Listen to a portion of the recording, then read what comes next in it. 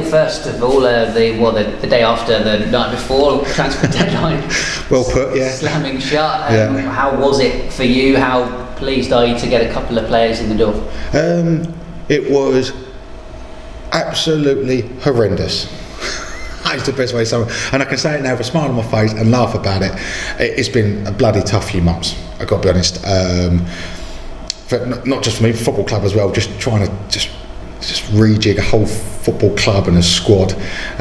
So in many ways delighted I can get on now with the football side of it, with the group we got. Yesterday was a roller coaster. Obviously we completed 2 deals relatively late, both were agreed during the day but relatively late.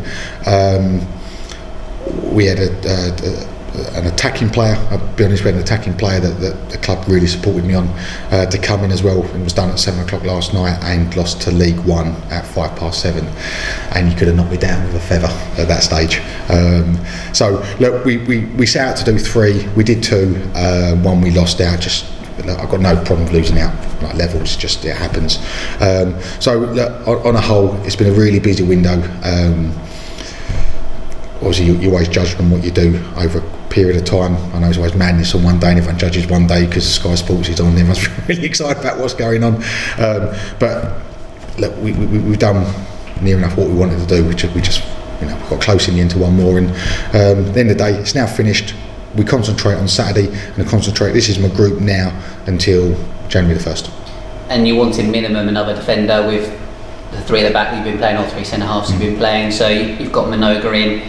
Some fans were expecting maybe an experienced head, but he's obviously a younger one with potential. Yeah, again, really honest, we chased experience all summer and just found not being able to get one. I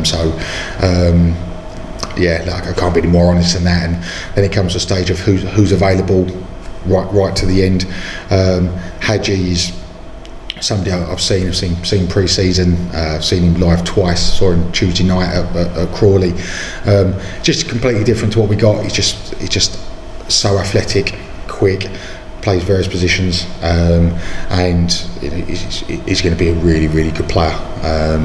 And we think he's got real attributes to help us at the moment and add to the group. And then really different attributes to someone like Robbie McKenzie, for example, that covers, can cover centre half, but more so full back and wing back. What changed then with Robbie McKenzie? We weren't expecting him to come back, but he has. Me and Robbie have been speaking all summer, so the dialogue's been really good, and I know his agent well as well. So there's no issues with Rob. Rob, sort of, as a player, you have to try and push your boundaries as far as you can as a player. And then you have to look at family situation, logistics. I don't want to say too much, but it just hasn't materialised so far with Robbie. But we've stayed in touch all summer, and we talked about golf and family and football and holidays and everything, and obviously about coming back various times. It's just not materialised. And then we just picked it up again a couple of days ago, and just what's your thoughts? And it just fell into place for both of us, really. So we're really pleased to have him back. I think everybody would be really pleased to have him back. The players are pleased. I think the fan base will be pleased. And he is different again to what we got. Robbie did well for me last year in League One, a difficult time, and he really stood up at times. And Robbie was just slightly different to what we had. Sorry about that. Slightly different to what we had, in the sense of very technical player last year, and I really liked him. Right wing back, left wing back, right centre half, left centre half, holding midfield. I think I watched him in one game play as a 10 last year. It wouldn't be for me in a 10 position, but he's got that versatility because he's a technical player, and he's got the ability of a really long throw as well, which helps in finding different ways to score goals, as we look at searching at the moment. So we're pleased to have him back. I think Robbie's as comfortable on the left as he is on the right, got to be honest. I think on the right he's natural to go down the outside to cross the ball. On the left, he's as good a player as I've seen use the outside of his right foot. Again, can't be any more praising of Robbie McKenzie. Now he's back in the building, I can praise him. Yeah. And speaking of searching to score goals, maybe you'd been non-committal before about whether or not you were going to try and sign another striker. You obviously tried to get one. Yeah, look, but top end of the pitch, we got Mika, we got Cash, we got Lewis, we've got Ben Reeves, who can play as a 10, slightly deeper and off the wide area. Alex McDonald, who's obviously still searching for just that elusive extra yard that he's getting closer to, and then Ollie Lee, who's scored 4 goals pre-season as a 10. Again, best position is he's getting old. Is it a 10? Is it an 8? Whatever. But then you talk Jordan Green and Hakeem Badalukan, who've got unbelievable pedigree and ability, as we've seen in glimpses so far. So we've got a lot at the top end of the pitch. I felt we maybe just a little bit more impetus up there might help us over the next 4 months. But it wasn't to be. And again, co-chairman really supportive. We thought we had it done, and we just it fell apart at the end, as so many do, and no one's fault. Nothing to do with the football club. Just the player decided that the level above and the top 8 team in the level above was a better option. And sometimes how do you argue with logic like that? So last year the club did a couple of late ones with young ones and didn't quite materialise. So we have to put trust in the players we've got as well. Question mark is, when is it going to happen for them, top end of the pitch?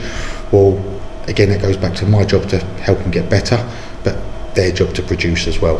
So pressure on us as a group now is, this is the group, come on guys, it's down to us, time to produce. So it's not one you'll look to explore again in the free agency at all to get another striker? With the free agent, again, really honest. I think, as I was in February, I think you asked me the first one of my first questions, I think after Ben led, I think you asked me about the free agent market. I said, no, lads are normally free agents for a reason on a day, and it could be because they don't want to come to League Two, they don't want to come to Gillingham, they are not fit, or they've not been wanted for whatever reason by other people. So you have to be careful with the free agent market. Sometimes you do get good ones, and ultimately you can still get good ones, as I've done before, in September, very unlikely to in February. So there are players that will be out there, be available. If there's some to do that suits us and we can do, then we're not adverse to it, and I would definitely support it, but only if it's going to improve us as a group.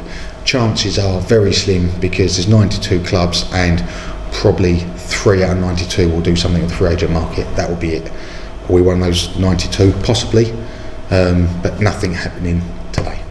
Okay, cool. And you've obviously had to work hard in the transfer market, and as we've talked about, but obviously Jack Tucker left you at the end of last season, went to MK Dons. Yeah.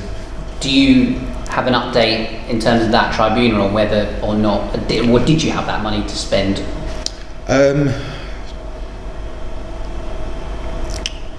The conclusion to that is edging near, I'm led to believe. So there is obviously a compensation due on Jack. Exactly what that amount is, I don't know, and I wouldn't even know if I did know if I could disclose it or not. Probably not. But there was financial monies due. What, obviously, from a club perspective, you're taking into consideration revenue has dropped because of league status. So there will be a lot of sort of thought process to, we've lost TV, a lot of TV revenue. So maybe we've made some money from Jack, that has to sort of level out a little bit, and I understand that. So if we had a little bit from Jack, possibly, but it's gone into the budget already. No, we've not gone right. There's £1 million for Jack Tucker. There you go, Neil. There's £500,000. You can go and sign Ronaldo for 3 days. It's not been that. So we have a budget to work on, and that's what we worked within. So that's, I think, been more honest than that, Ben. Thank you. Let's park all the transfer stuff. Yeah, cool. Concentrate on the big game of the weekend against Swindon. This bizarre rivalry between the two teams, but just how much yourself and the players looking forward to it? Yeah, very much, and I've explained to the players. I've obviously played in a game, so I understand the importance of it. Look, it is an important game, and we're a proud fan base that cares about today, but cares about our own supporters in the past as well. So I understand that, and I've explained to the players, and will explain again tomorrow. will that drive the players on anymore? No, the players want to be successful. They want to be better. We're so bloody close at the moment, and it's going to happen. It's going to happen, and the players know that, and it's my job to remind myself, but then remind them as well.